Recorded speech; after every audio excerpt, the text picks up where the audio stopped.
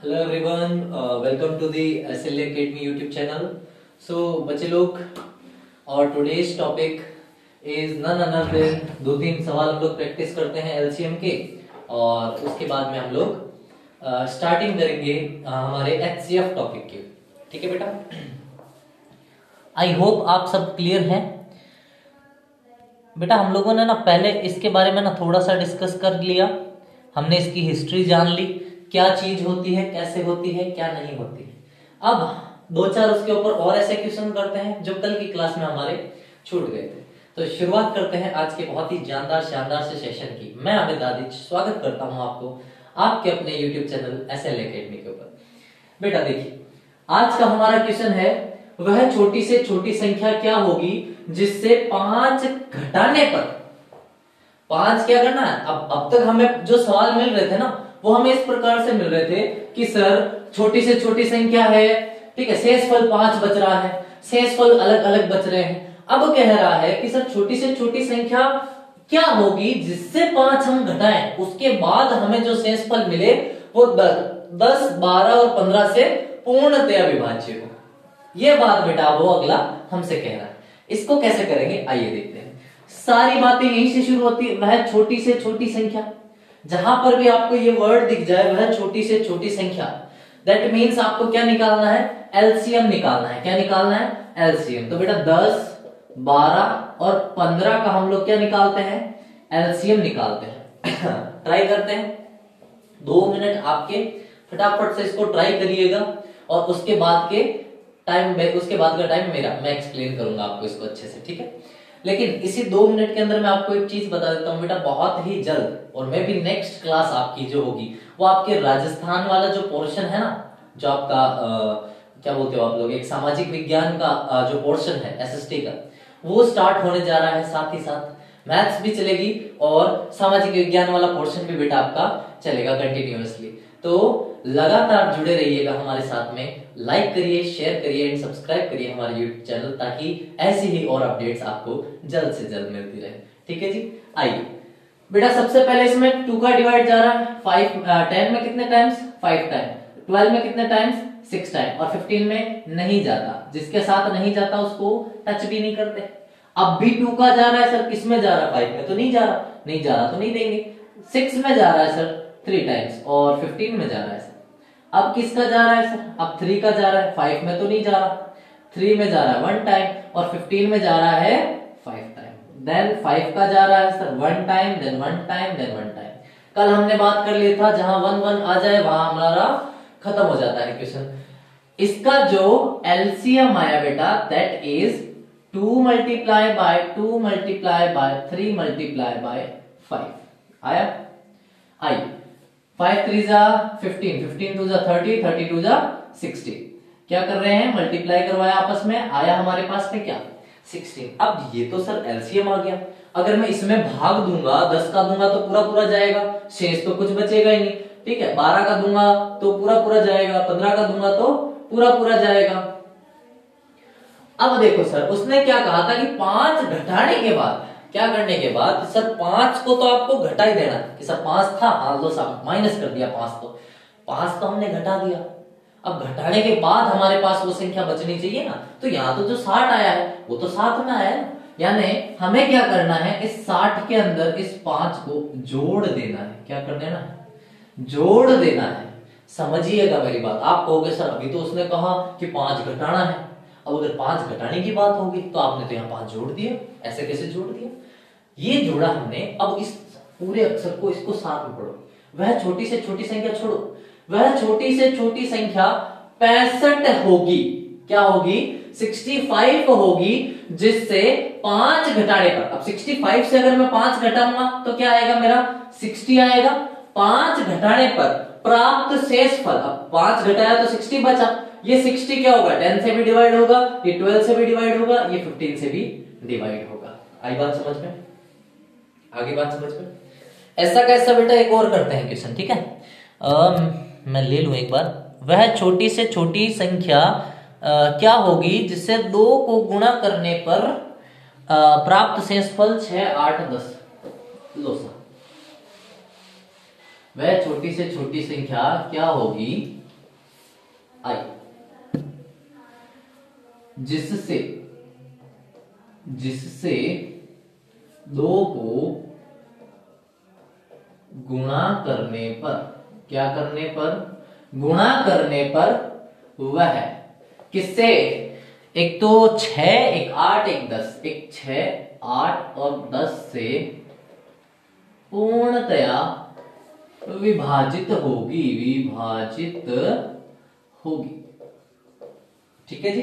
देखिएगा, अगर मैं बात करूं सर, क्या वर्ड है, वह छोटी से छोटी, दैट मीन्स क्या निकालना है, एलसीएम निकालना है, पता चल गया फटाफट से, नो डाउट, इसमें किसी बच्चे को कोई दिक्कत नहीं होनी चाहिए, ठीक है। जहां पर भी वर्ड दिख जाए छोटी से छोटी, दैट मीन्स हमें एलसीएम निकालना है 6, 8 एंड 10 का। इनका क्या निकालना है, एलसीएम निकालना है बेटा। एलसीएम निकालते हैं और निकाल के देखते हैं कैसे होगा। देखिए, सबसे पहले 2 का जा रहा है 3 टाइम्स, 4 टाइम्स एंड 5 टाइम्स, फिर 2 का जा रहा है सर 3 टाइम्स, 2 टाइम्स एंड 5 का 5, फिर 2 का जा रहा है 3 टाइम्स, 1 टाइम्स, 5 टाइम्स, देन 3 का जा रहा है 1 times, 1 times and 5, and then 5 का जा रहा है 1 times, 1 times and 1 times. LCM कितना आया सर, एलसीएम आया 2 multiply by 2 multiply by 2 multiply by 3 multiply by 5। अभी हमने इतने को मल्टीप्लाई करके देखा था तो क्या आया था 60, एक 2 से और मल्टीप्लाई कर देंगे तो आएगा 120, 120 आएगा। क्या आएगा, 120। समझना, 120 हमारा उत्तर है नहीं, उसने तो कहा वह छोटी से छोटी संख्या ज्ञात करो जिसको 2 से गुणा करने पर, किससे गुणा करने पर, 2 से गुणा करने पर वह 6, 8 और 10 से पूर्णतया विभाजित हो जाए। अब 2 से गुणा करने बिना भी ये तो विभाजित हो रहा है सर, ये तो विभाजित हो रहा है। अब यहां वो क्या करने को बोल रहा है, गुणा करने को बोल रहा है, तो आप उसका उल्टा कर दो सर, आप उसका उल्टा कर दो सर। 120 में भाग दे दो आप, किसका, 2 का। जब आप 120 में भाग देते हो ना 2 का, तो क्या आएगा, 60 आएगा। अब देखना, वापस से मैं इस 60 को यहां पर यूज कर रहा हूं, वह छोटी से छोटी संख्या 60 होगी जिसे 2 से गुणा करने पर, अब 60 को अगर मैं 2 से गुणा करूंगा तो आएगा मेरे पास क्या, 120। 2 से गुणा करने पर वह 6, 8 और 10 से पूर्णतया विभाजित हो। जी हाँ, हो रहा है कि नहीं हो रहा, हो रहा है कि नहीं हो रहा। इससे आपको एक बात समझ में आनी चाहिए बेटा, एक छोटी सी चीज आपको समझ में आनी चाहिए, और वो क्या है उसको सीखते हैं। यदि आपको बोले जोड़ने पर, क्या बोले कि जोड़ने पर कोई संख्या हम उसमें जोड़ रहे हैं तब जाकर के जो हमें आउटकम मिल रहा है, ठीक है, वो क्या है, पूरा पूरा डिवाइड हो रहा है। तो जोड़ने पर बोले तो हमें क्या करना है, घटाना है। क्या करना है, घटाना है। और अगर घटाने पर बोले, यानी किसी संख्या को माइनस कर रहे हैं, तो हमें उसको क्या कर देना होता है, जोड़ना है। क्या करना है, जोड़ना। जैसे अभी वाले सवाल में बोला गुणा करने पर, गुणा करने पर हमने क्या किया था, भाग दिया था। क्या दिया था, भाग दिया, दिया कि नहीं दिया। वही अगर बोलता कि भाग करने पर तो हमें क्या करना होता, गुणा करना होता, ठीक है। एक और चीज, अगर बोल देता वर्ग करने पर तो क्या करते सर, तो हम लोग करते वर्गमूल। क्या करते, वर्गमूल। जो इंग्लिश मीडियम के बच्चे बेटा वर्ग यानी स्क्वायर, अगर स्क्वायर का बोलता तो आपको अंडर रूट करना है, ठीक है। और अगर बोलता घन करने पर तो हम लोग क्या करते, घनमूल कर देते। क्या कर देते, घनमूल। यानी अगर हमें बोलता क्यूब कीजिए आप उसका, तो हम उसका क्या निकालते, क्यूब रूट निकाल देते और हमारी चीज वो सॉल्व हो जाती। इस मैनर को भी थोड़ा सा आपको ध्यान रखना है, ठीक है। इसी के साथ में अब हम लोग एक 2 क्वेश्चन ऐसे प्रैक्टिस कर लेते हैं, 1-2 क्वेश्चन जो इनसे भी थोड़ा सा हटके हैं। मतलब सर अगर अनुपात आपको दे दे तो आपको क्या करना चाहिए, क्या दे दे, अनुपात अगर आपको दे दे, let me check your video first. Okay, video अच्छे से हो रहा है रिकॉर्ड, ठीक है।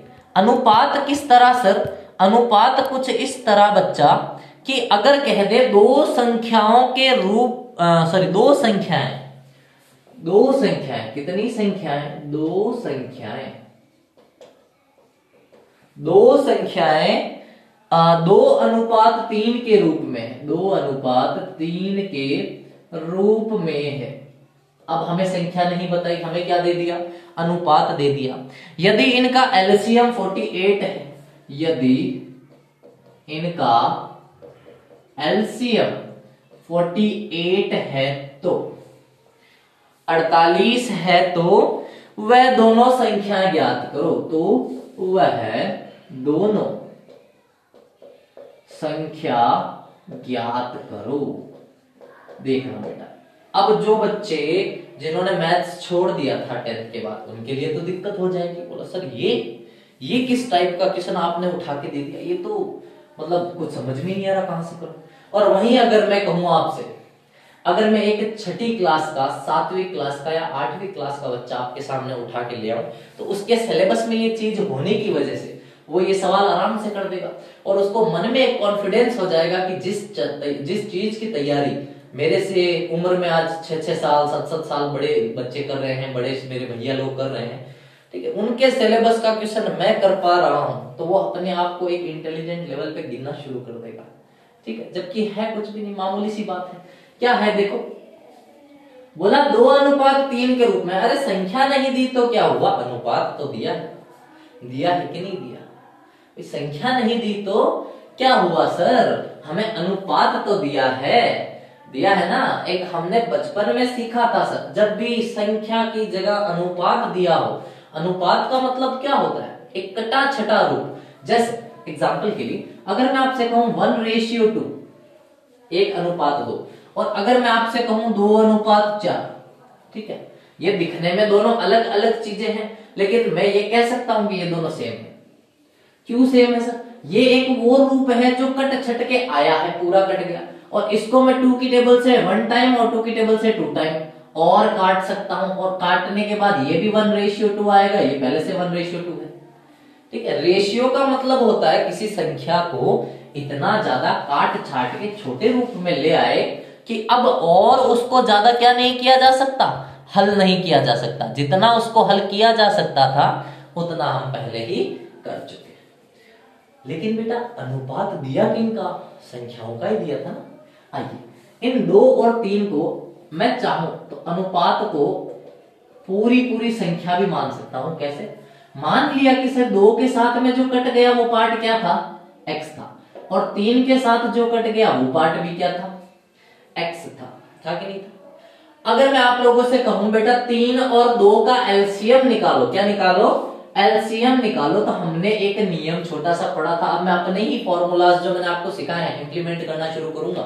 याद रखना, हमने कल की क्लास में क्लास शुरू करते ही ये सीखा था कि यदि 2 लगातार आने वाली संख्याओं का एलसीएम आपको निकालना हो तो दोनों संख्याओं को क्या कर दीजिए?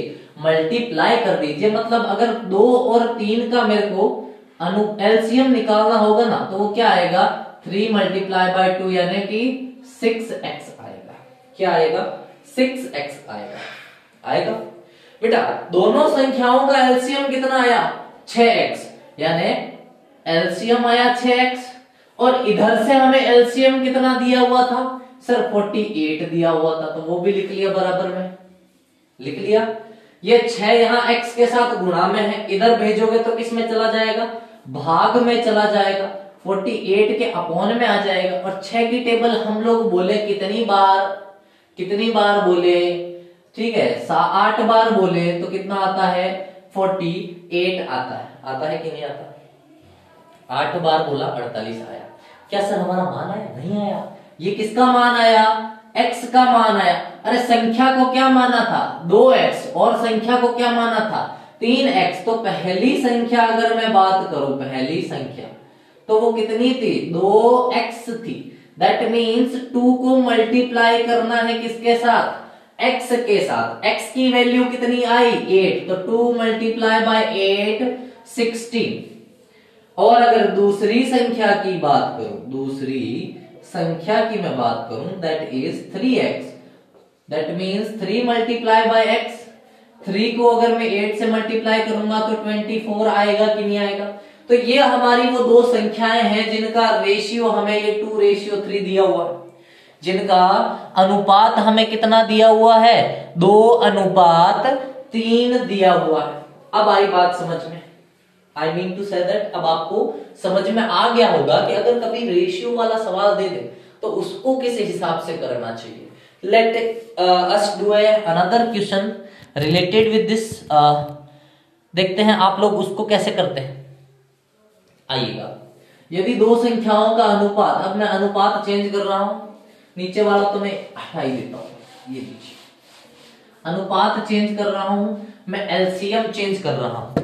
आप लोग देखिएगा 4:5 और एलसीएम 120, 4:5 एंड एलसीएम इज 120। ठीक है, अब इसको सॉल्व करने की कोशिश करिए, इसको सॉल्व करिए।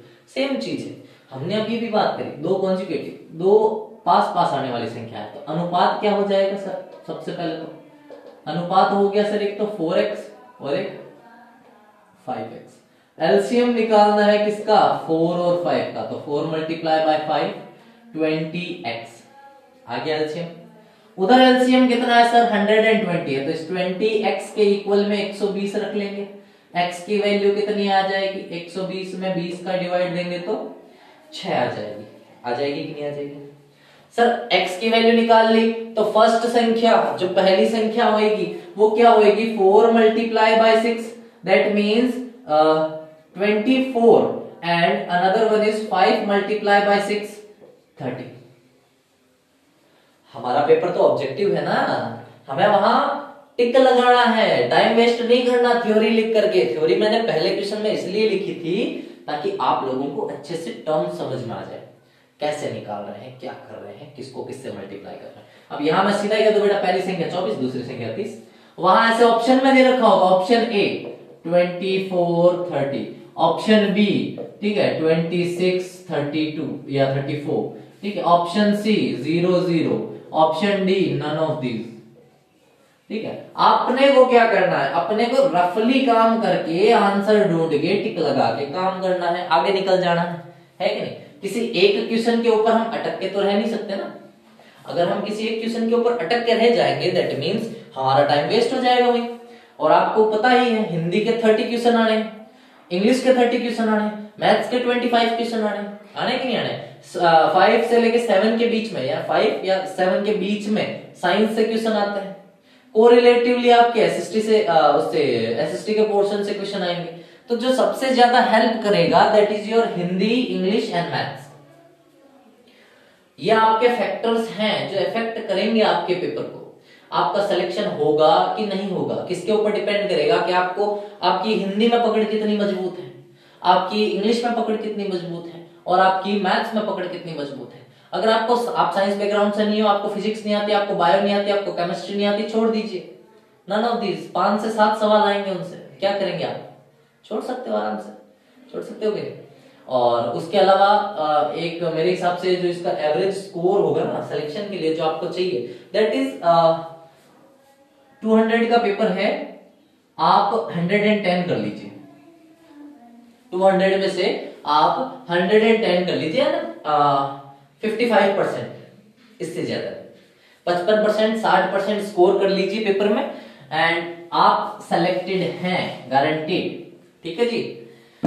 फिर आप चाहे किसी भी कैटेगरी से आते हो, आप SC ST से आते हो, सॉरी SC ST वालों मैं क्यों कह रहा हूँ, SC ST OBC वालों को आरक्षण है, जनरल वालों के लिए बता रहा हूँ बेटा।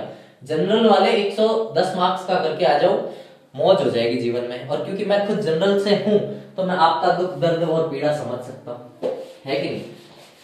या चलिए जी आगे बढ़ते हैं और प्रैक्टिस करते हैं अनदर क्वेश्चन पे। इस बार संख्याओं का अनुपात आपको दे दूं मैं 5 और 6। अनुपात दे दिया 5 और 6 और इनका एलसीएम है 210। एलसीएम दे दिया मैंने इनका 210। अब करिए इसको, अब करिएगा। जो मेरे बच्चे फटाफट पेन कॉपी अपने पास लेके बैठे हैं ना बेटा, आपके लिए तो बहुत ही ज्यादा बेनिफिशियल चीज है। मैं ये जो 2 सेकेंड 4 सेकेंड आधा मिनट 1 मिनट भी रुक रहा हूं ना यहाँ दूसरी बात करने के लिए, आपके पास टाइम है आंसर निकालने का।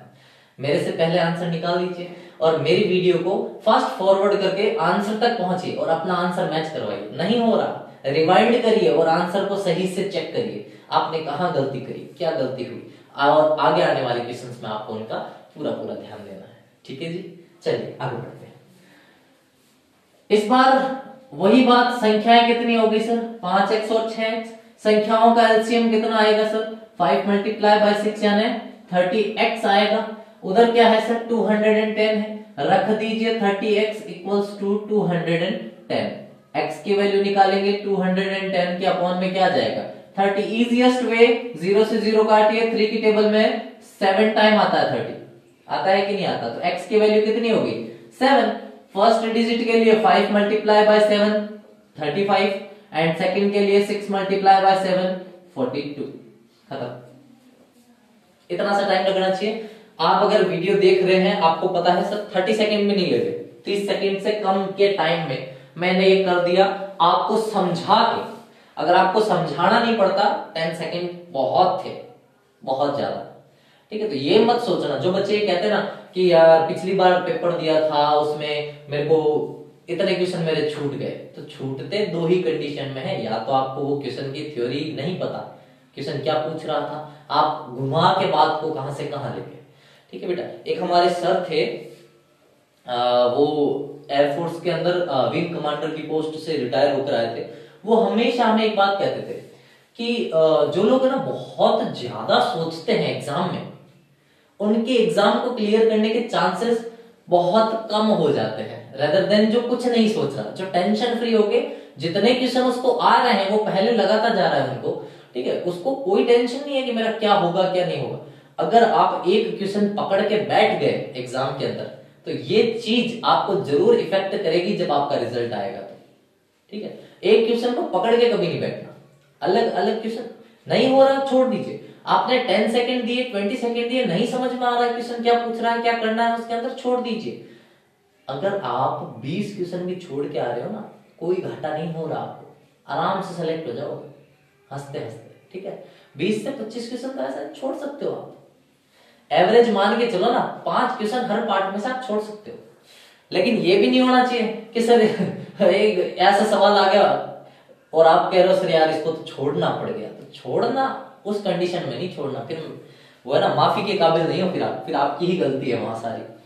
ठीक है, देखते हैं नेक्स्ट क्वेश्चन, और क्योंकि टाइम हो गया है, हाफ एन आवर होने वाला है, तो हम लोग इससे आगे की जो क्वेश्चन प्रैक्टिस है ना बेटा, एक दिन एक अलग से क्लास रख लेंगे।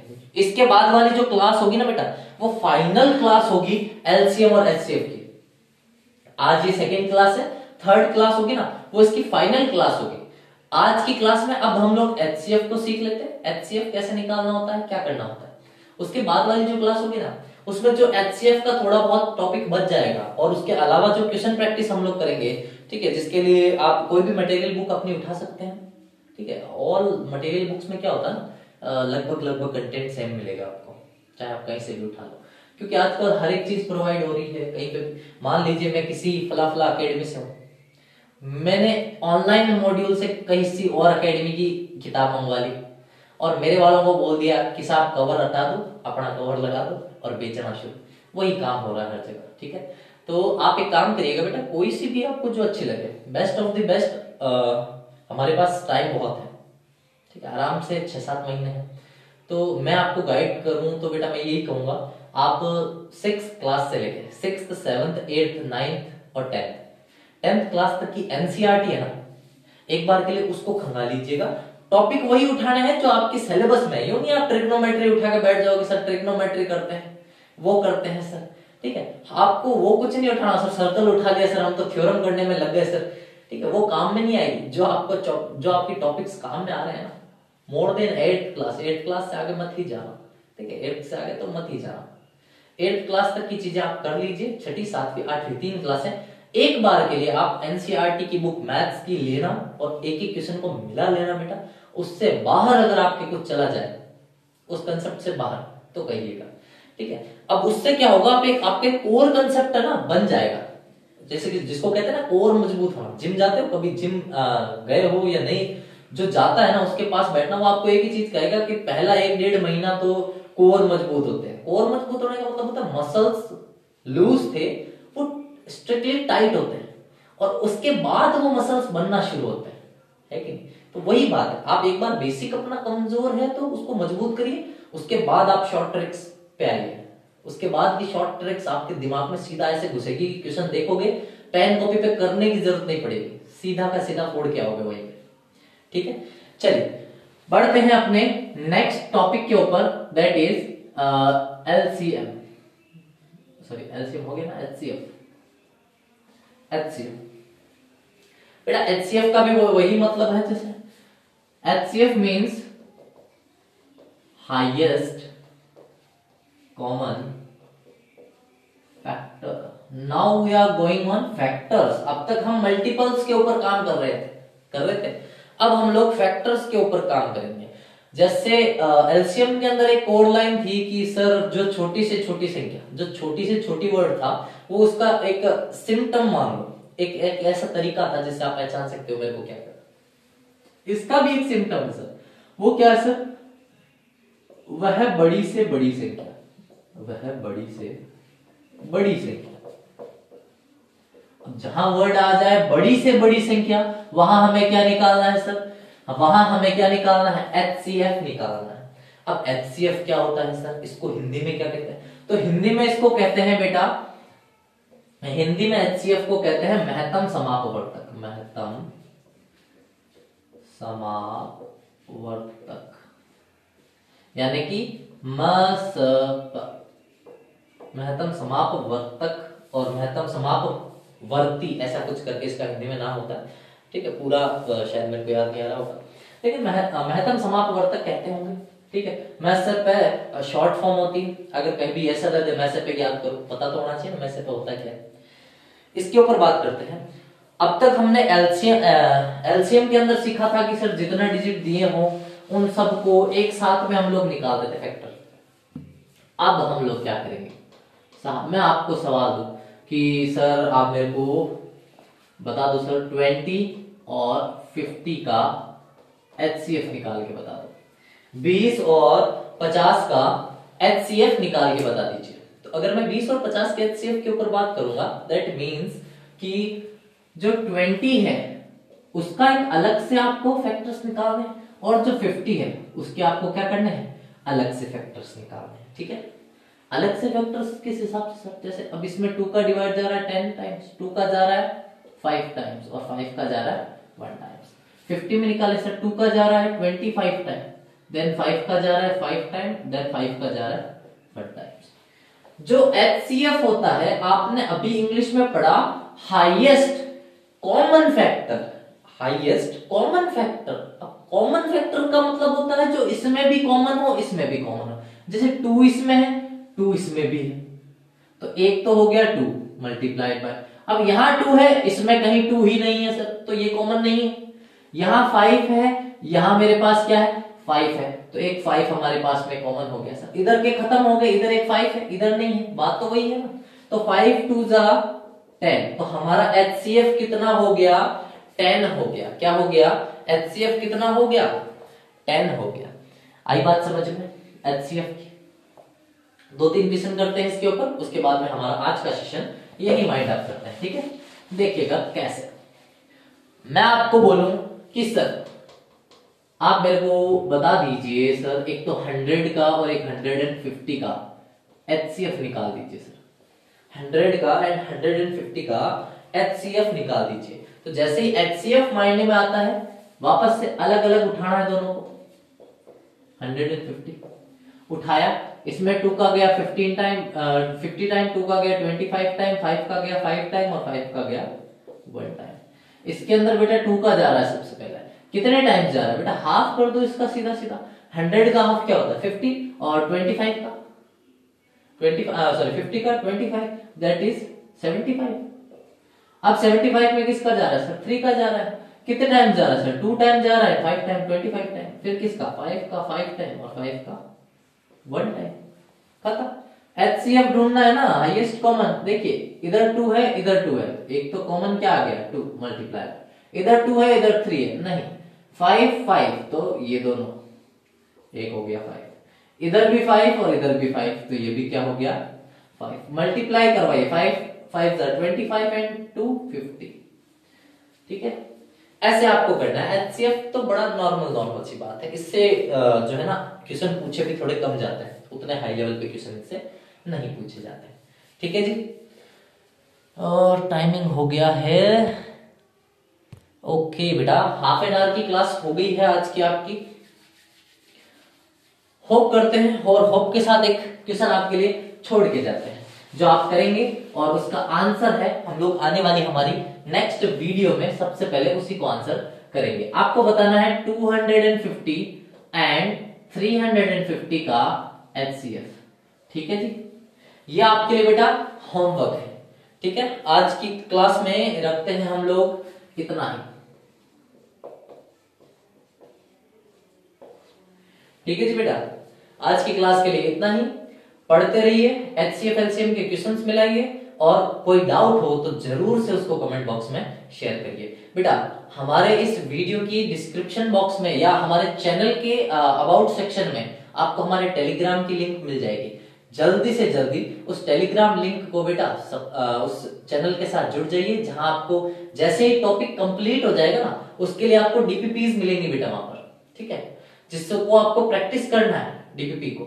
ठीक है, और डीपीपी मिलेगी भी किस प्रकार से, जैसे आप लोग क्या बोलते हो उसको, जो टेलीग्राम का बोट ऑप्शन होता है, जिसमें आपको ऑप्शन भी दिए होंगे साथ में, आंसर के ऊपर आप क्लिक करोगे, then if you are right, obviously there will be a right click on that, and if you are wrong then they will show the right answer to you। ठीक है, तो अगर आपने हल्का कोई गलत ऑप्शन चूज कर लिया तो गलत का निशान आएगा, राइट ऑप्शन के ऊपर आपको टिक बताएगा, और अगर आपका राइट है तो ऑब्वियसली एक बहुत ही अच्छी सी वो फुलझड़ी टाइप का जल के आपके सामने आएगा। ठीक है जी, तो मिलते हैं आपसे अपने नेक्स्ट वीडियो में बेटा, तब तक के लिए जय हिंद जय भारत।